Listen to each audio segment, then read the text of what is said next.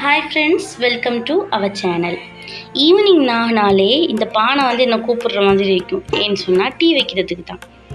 சரி, நான் வீடியோக்காக புது பானையெல்லாம் எடுக்கலை, நான் வளமையாக டீ வைக்கிறதுலே வச்சு காட்டுறேன். ஃபஸ்ட்டு நம்ம தண்ணியை எடுத்துக்கலாம் தேவையான அளவு.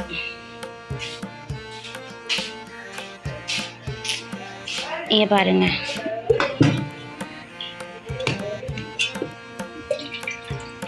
தண்ணி ஒரு 3 பேருக்கு மாதிரி தான் கலக்க போகிறேன். அதனால் தேவையான அளவு தண்ணியை எடுத்து நல்லா கொதிக்க வைக்க போகிறோம்.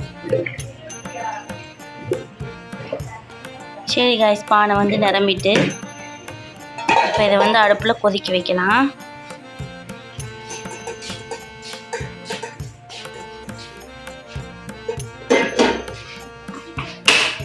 இது கொதிக்கட்டும்.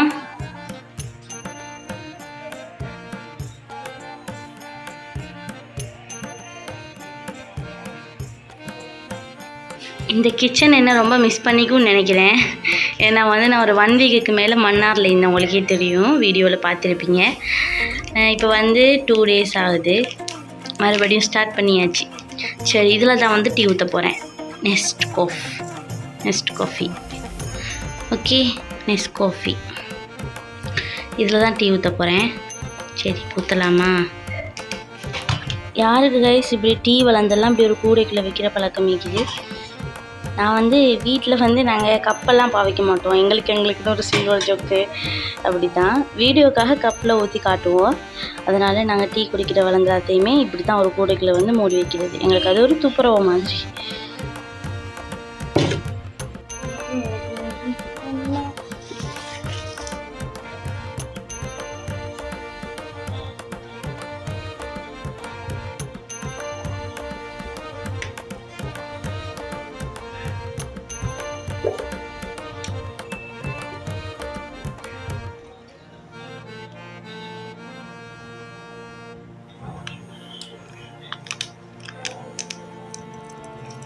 இதை பிச்சு போட்டுக்கலாம்.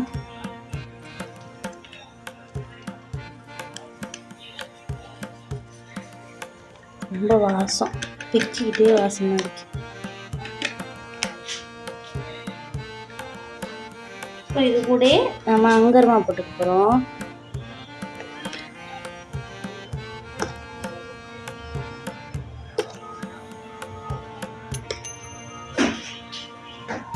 டீயும் போட்டுக்க போகிறோம்.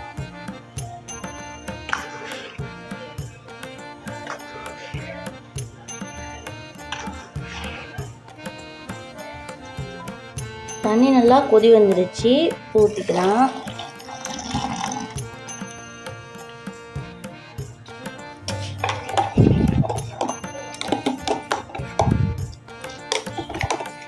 காஃபியோட வாசம் ரொம்ப தூக்குது கைஸ். சீனி பத்தாது.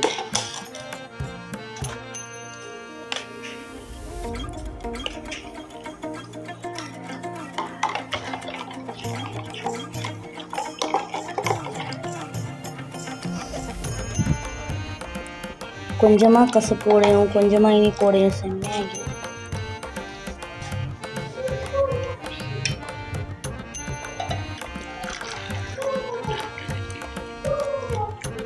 நெஸ்காஃபி தயார்.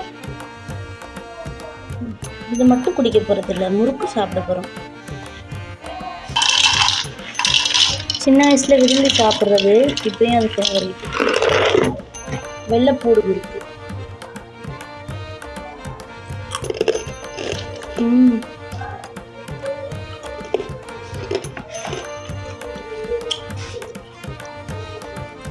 உங்களோட ஈவினிங் எப்படி போச்சுன்னு சொல்லி கமெண்ட்டில் சொல்லுங்கள். இந்த வீடியோ பிடிச்சிருந்தா மறக்காமல் என்ன சமையல் சேனலை சப்ஸ்கிரைப் பண்ணிக்கோங்க. பாய் பாய்.